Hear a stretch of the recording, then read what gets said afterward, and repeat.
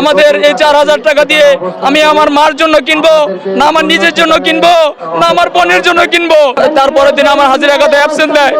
এই স্বাধীন দেশে কেন এই বৈষম্য চলবে? আমি হচ্ছে লাইন সুইপিং মোহাম্মদ জয়নাল আবেদিন।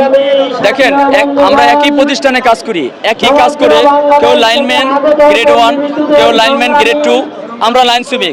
দেখেন, আজকে আমি গ্রাহক সেবার সাথে সারাদিন কাজ করার পরে যখন রাত্রেবেলা আমার ফিডার ফল থাকে, যখন গ্রাহক সেবার সাথে রাত্রেবেলা আমি বৃষ্টি ভেজা শরীরে সারাদিন ঘামি বেজে রাত্রেবেলা বৃষ্টিতে বেজে যখন গ্রাহককে সেবা দিতে যাই, পরের দিন সকালে যখন আমার জ্বর এসে যায়, এই ঘাম ভেজার শরীরে যখন আমার 102 ডিগ্রি জ্বর এসে পরের দিন আমি যখন উপস্থিত হতে না পারি, তো তারপরের দিন আমার হাজিরা খাতায় অ্যাবসেন্ট দেয়। এই স্বাধীন দেশে কেন এই বৈষম্য চলবে?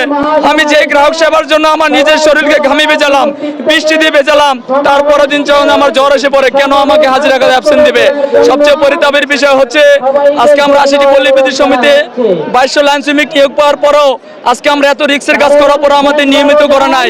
আর সবচেয়ে কষ্টের বিষয় হচ্ছে আমরা প্রতি ঈদুল আজহা, ঈদুল ফিতরের ভিতরে আপনি জানেন একটা উৎসব হয়, সবাই হাসি আনন্দে অনাবিল সুখ আর শান্তিতে ঈদ উদযাপন করে, কিন্তু আমাদের এই লাইন শ্রমিকদের নাম মাত্র 4000 টাকা ঈদ বোনাস দিয়ে বিহারি স্বৈরাচাররা খালাস হয়ে যায়।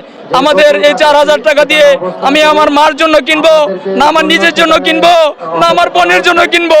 জাতির কাছে আপনাদের প্রশ্ন রইল। সবচেয়ে কষ্ট হচ্ছে আমার অনেক লাইন শ্রমিক ভাইরা আজকে পঙ্গুত্ব বরণ করছে, মৃত্যুবরণ করেছে, অথচ আরবি এই ব্যাপারে কোনো পদক্ষেপ করেন নেয়নি।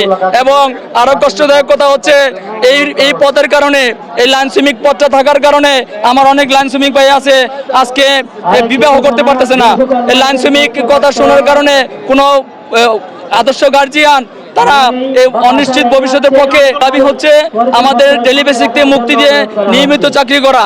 এই ডেলি বেসিক থাকার কারণে আমরা আজকে প্রাপ্তবয়স্ক হওয়ার পরও আজকে আমরা বিবাহ করতে পারতেছি না। তাই আমাদের ডেলি বেসিক থেকে মুক্তি দিয়ে নিয়মিত চাকরিকরণ এবং 7 দফা, আমাদের 7 দফা চূড়ান্ত, 7 দফা না পর্যন্ত আমরা মাঠ ছাড়বো না।